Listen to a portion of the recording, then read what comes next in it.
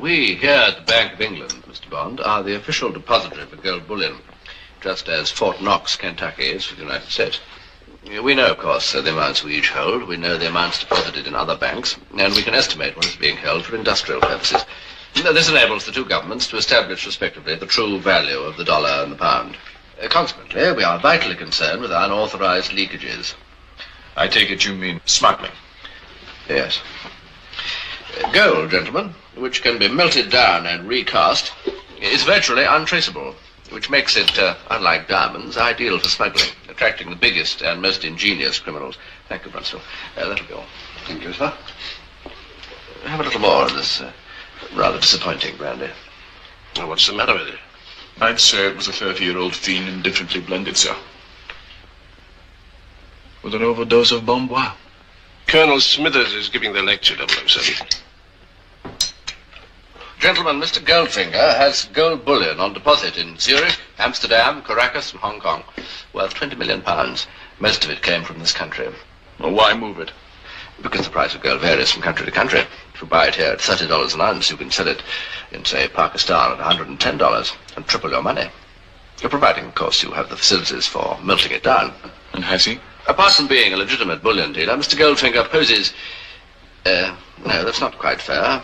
Is, among his many other interests, a legitimate international jeweler. He's legally entitled to operate modest metallurgical installations. His British one is down in Kent. As yet, we have failed to discover how he transfers his gold overseas.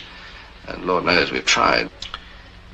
If your department can establish that it is done illegally, then the bank could institute proceedings to recover the bulk of his holdings. I think it's time Mr. GoldFinger and I met.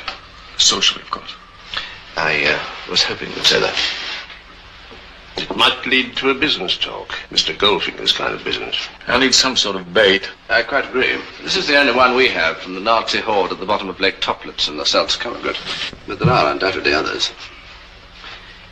Mr. Bond can make whatever use of it he thinks fit. Providing he returns it, of course. It's worth £5,000. You'll draw it from Q branch with the rest of your equipment in the morning. Of course, sir.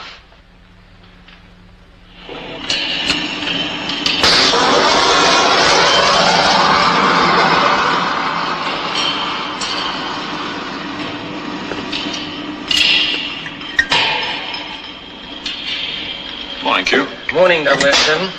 This way, please. We are busy this morning.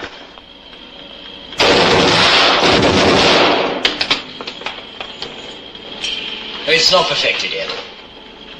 Where's my Bentley? Oh, it's had its day, I'm afraid. But it's never let me down. M's orders, 007.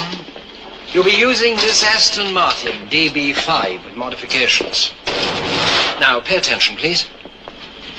Windscreen bulletproof, as are the side and the rear windows. Revolving number plates, naturally. Valid all countries. Here's a nice little transmitting device called a Homer. You prime it by pressing that back like this. You see?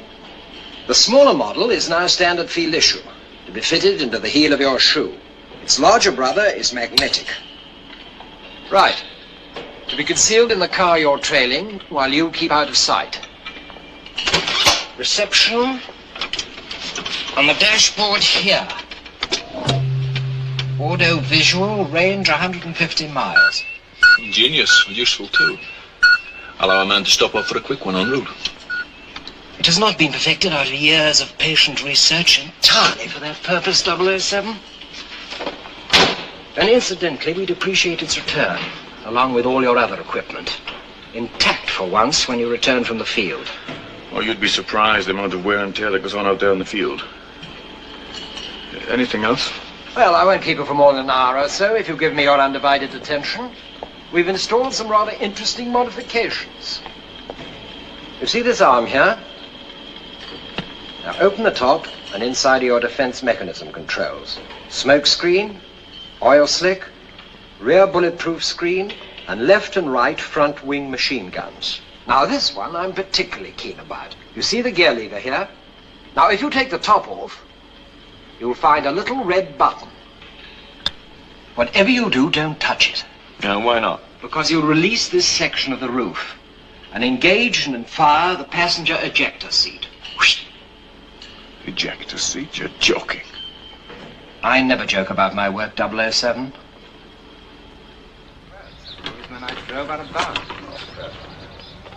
Ready, Blacking? Yes, sir. There's an old member dropped by, sir. Same handicap as yours. I wondered if you'd rather play with him. Where is he? Mr. Bond, Yes? this is Mr. GoldFinger. How do you do? How do you do? You can go straight off. The first tee is clear. Fine. I'll get Hawker to caddy for you, Mr. Bond. Well, that'll be splendid. Shall we make it a shilling a hole? Mm-hmm. I'll take some teas. Yes, of course.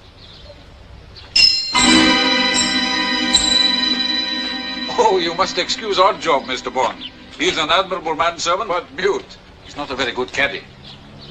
Golf is not yet the national game of Korea, eh?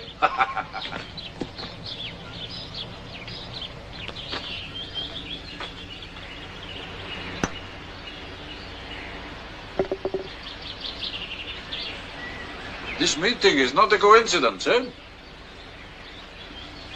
What's your game, Mr. Bond?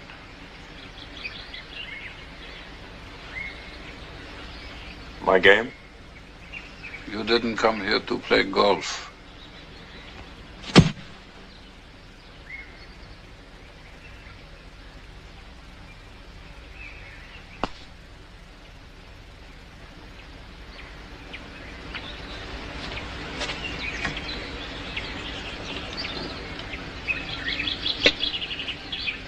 In 1940 smelt from the Wegener foundry at Essen.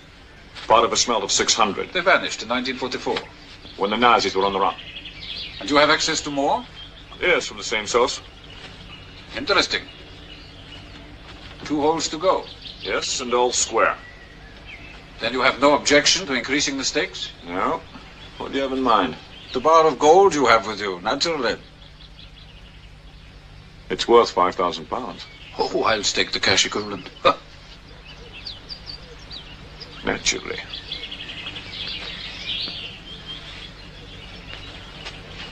Strict rules of golf? But of course.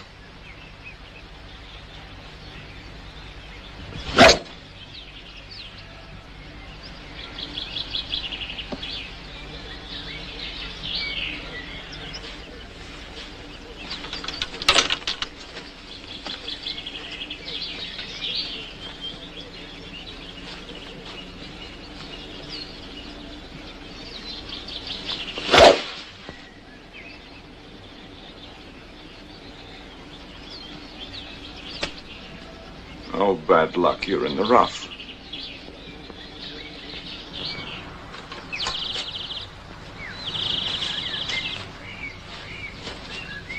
Oh, what a pity. Here it is. No, it's not. He plays a Schlesinger 1. Strict rules of golf, GoldFinger. 5 minutes are almost up. The lost ball will cost you stroke and distance.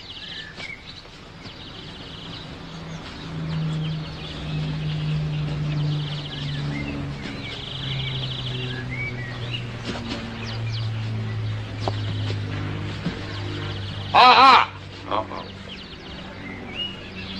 I'm still training him as a caddy. Successfully, too. Schlesinger number 1? Good.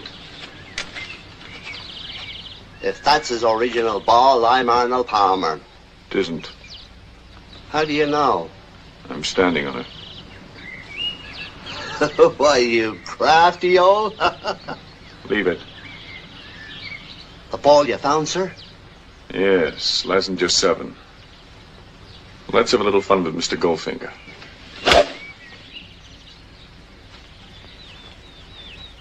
Like me to mark it or knock it in? Play it. This for a half. That's right.